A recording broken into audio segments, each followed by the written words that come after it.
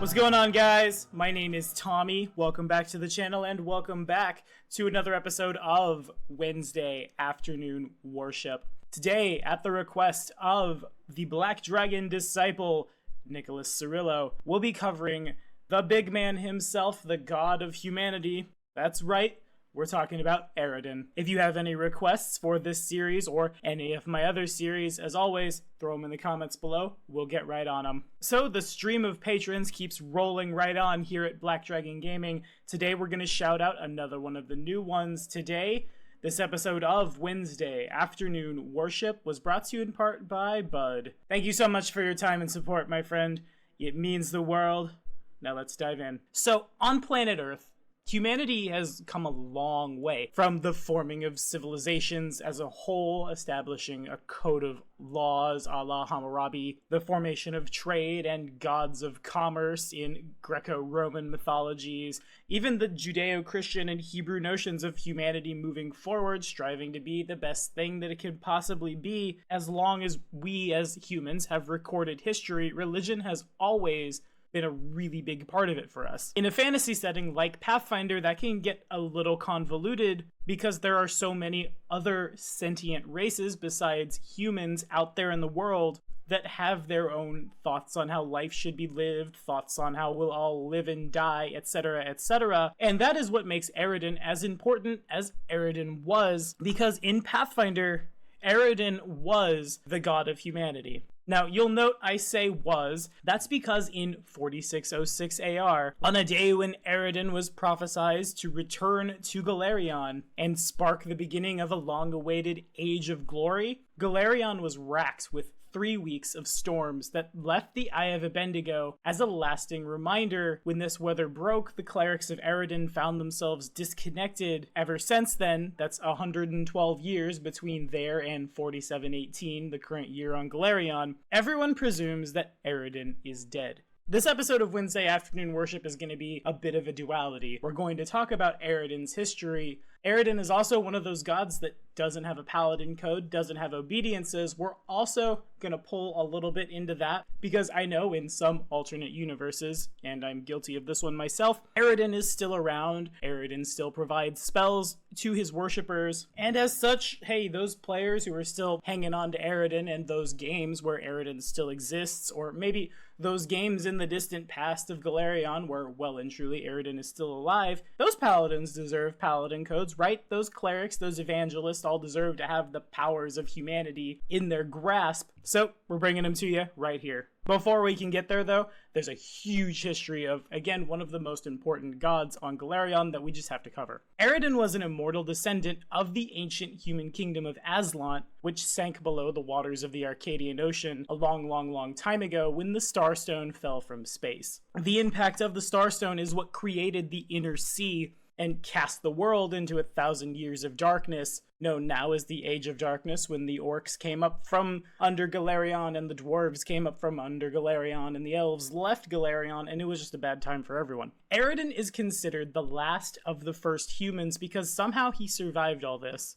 In addition, he was, by several thousand years, the last pure-blooded High Aslanti to die. Other Aslanti survivors of this cataclysm interbred with other humans and now have died of old age. Eridan is best known for raising the Starstone to its current resting place at the heart of the city of Absalom. After that, he ascended into the heavens and became the patron deity of the kingdom of Taldor. Before his ascension, he's known to have completed a number of miraculous tasks. The most famous is when he traveled to the settlement, not capital mind you, this is back in the way past, of Egorion in Cheliax. At the time, the town was surrounded by plains of red roses. Half of these turned white at Eridan's mere presence. After his ascension, Eridan worked hard to protect and aid humanity. He guided the brightest and finest of humanity to Absalom and encouraged the growth of that city. Over a few thousand years, Taldor spread its borders northwest across the southern reaches of Avestan, claiming the territory that's now known as Cheliax, and Eridan's religion, of course, spread with it. As Taldor eventually became decadent, the clerics of Eridan took their religion west to Cheliax. It wasn't long after that Cheliax broke free from the increasingly decadent Taldor, and with it they took the center of Eridan's faith. Chelish fanatics turned with increasing zeal to the ancient Starfall doctrine, which identified the capital city of Westcrown as the likeliest place for Eridan's return to usher in the prophesized Age of Glory, which again was supposed to begin 112 years ago in 4606. In 4433, Eridan personally returned to drive the demon lord Deskari into the Lake of Mists and Veils, and at this time the Zealots' conviction took on an air of inevitability, and Eridan's faith spread throughout the new empire, eclipsing every other human religion. When the appointed hour arrived, the Chelish Emperor stood beside Eridan's patriarch, at the heart of Westcrown, eager to greet their new patron and celebrate his return. Instead, the skies darkened. Storms that lasted 2 weeks threw Cheliax into open revolution. By the time the devil worshippers we know today finally quelled the fighting and took control of the empire, Eridan's clergy was left powerless and confused. Humanity's future was now completely unknown, and the world found itself thrown into uncertainty, the age of lost omens that we are now in. Now, plenty of the religious have hung on to faith in their deity, but that's not true for everyone. A lot of Eridan's followers have since become clerics of the goddess Iomedae, Eridan's greatest servant and his herald, who achieved true divinity by completing the test of the Starstone. Those few who remain have been left without divine power and sometimes have to resort to mimicking true cleric powers with magic items.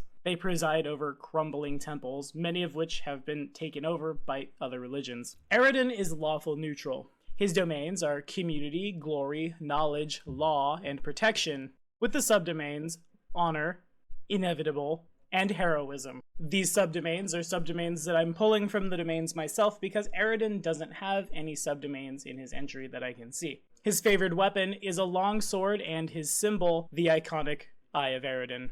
Eridan doesn't have a deific obedience because, again, dead god, but we're going to assume that either Eridan is still alive in your world or clerics are able to still pull power from their faith in Eridan or their own personal beliefs, because after all, really, no one knows for sure what happened to Eridan if he's alive or dead. So let's whip up some homebrew, shall we? To perform Eridan's deific obedience, one must spend an hour every morning planning what they're going to do that day to fulfill their potential. This should be something you do by yourself. You can work with others to achieve great things, however, you cannot rely on them. If for some reason you are unable to accomplish your goals that day, that's fine, so long as you include it in your next day's obedience and continue working to be the best person you can be. In return for this, you gain a +4 sacred or profane, depending on your alignment, bonus to diplomacy checks. Of course, if you're neutral, you must choose sacred or profane, and once it is chosen, it cannot be changed. Sentinel boons grant you access to guidance thrice a day, crafter's fortune twice a day, or once a day, human potential. At 16th level, your devotion to Eridan and your devotion to become the best person you could possibly be allows you to add half your level on all craft and profession checks. It goes even farther. At 20th level, you gain a +2 to all 6 of your ability scores, not unlike a pure-blooded Aslanti. Exalted boons will grant you Detect Chaos 3 times a day, Magic Weapon twice a day, or once a day, True Strike. At 16th level, Eridan grants you true mastery over his favored weapon, the longsword. If you are not already proficient with the longsword, you gain proficiency with the weapon. It deals damage as if it were one size category larger, and if you have weapon finesse, you may treat it as a light weapon. At 20th level, the time you spent working to make yourself stronger every day rewards itself in ways you never imagined it could. Every favored class bonus you've taken from level 1 to level 20, every favored class bonus you've taken from level 1 to level 20 is automatically doubled. If you have not taken any favored class bonuses, the bonus hit points or skill ranks that you've taken from leveling into your favored class are automatically doubled. Evangelos Boons grant us Bless 3 times a day, Cure Light Wounds twice a day, or Cure Serious Wounds once a day. At 16th level, your devotion to becoming the best you can possibly be inspires those around you. Allies within 30 feet of you gain a bonus equal to 1/4 of your level on attack and damage rolls, as well as saves against fear and compulsion effects. At 20th level, your devotion to Eridan leaves your enemies second-guessing themselves before they attack you, because who could ever bring you down All enemies within 30 feet of you are automatically shaken with no save. This ability bypasses any immunities to mind affecting or emotion effects that the enemies might have, and can affect things such as undead or constructs. In addition, whenever an ally within 30 feet of you would be affected by a spell that would do damage or cause them to make a save, you can redirect that spell to target you instead. If you have anything you'd like to add to those, as always, throw them in the comments below. Maybe one day we'll get around to publishing these things. We'll see. Now, Paladins of Eridan, of course, deserve a Paladin code. Most of those Paladins are probably humans, though it's not to say that, for example, an elf Paladin couldn't use his long life to help out a species that doesn't live as long. An Orc Paladin might come from Belkzen and seek to redeem himself in the eyes of Eridan and everything in between. Eridan's Homebrew Paladin tenets include the following. Each day is a new challenge. I will always rise to that challenge and never shy away from my responsibilities. I am responsible for my own actions. If I do not succeed at a task, or that task has unforeseen consequences or side effects, I will always take responsibility for them and fix any mistakes that I might make. I will honor the Aslanti bloodline wherever I find it. I shall seek out the last scions of the Aslanti bloodline and see to it that they are kept safe. Humanity's victories are my victories.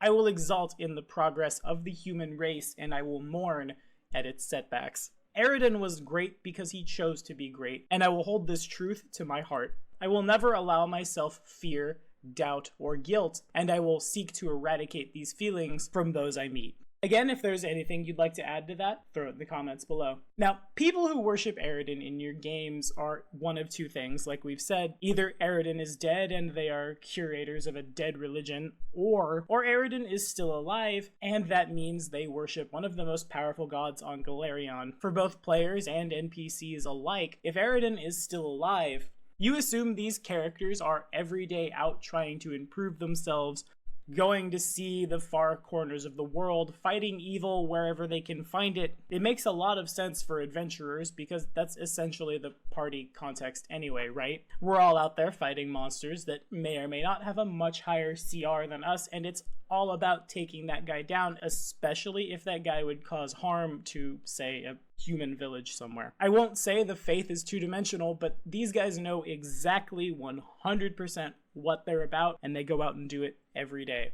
Now, if Eridan is dead, it's an entirely different connotation. Eridan's herald, Iomedae, did to an extent replace him when he died. So again, it's a logical conclusion for a lot of worshippers of Eridan in your game, if Eridan's dead, to have just kind of progressed over to worship of Iomedae, and maybe a lot of those temples were converted to her worship. But 112 years in Pathfinder's history isn't a really long time. Personally, I think it would be kind of heartwarming for an elf or a dwarf or a race that lives a little longer to maintain the Church of Eridan, the worship of Eridan, long after a group of humans that elf might have been friends with have died. This is a recipe, certainly, for a forlorn elf, but it's also the recipe for a good friend and, in my opinion, a good NPC. If nothing else, Eridan's faithful do have law-appointed seats on city councils, trade guilds, and other social circles throughout Avestan. Priests of Eridan had the ear of pretty much every ruler in the land, and while this influence, of course,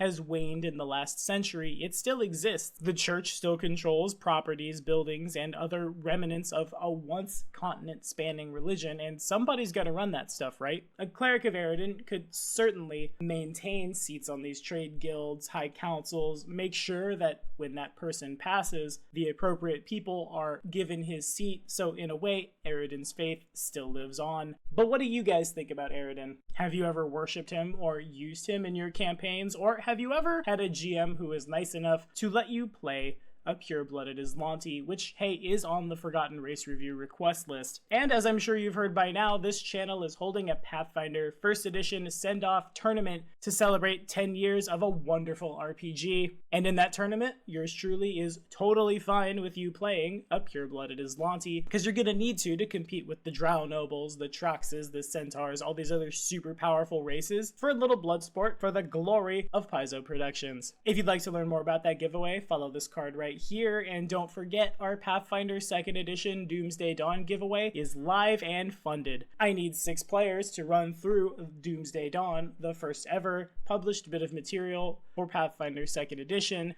If you'd like to learn more about that giveaway, follow this card right up here. Be sure to like and subscribe for more videos. The next episode of Wednesday Afternoon Worship, where we take another patron request and cover another core deity, Torog, drops next Wednesday.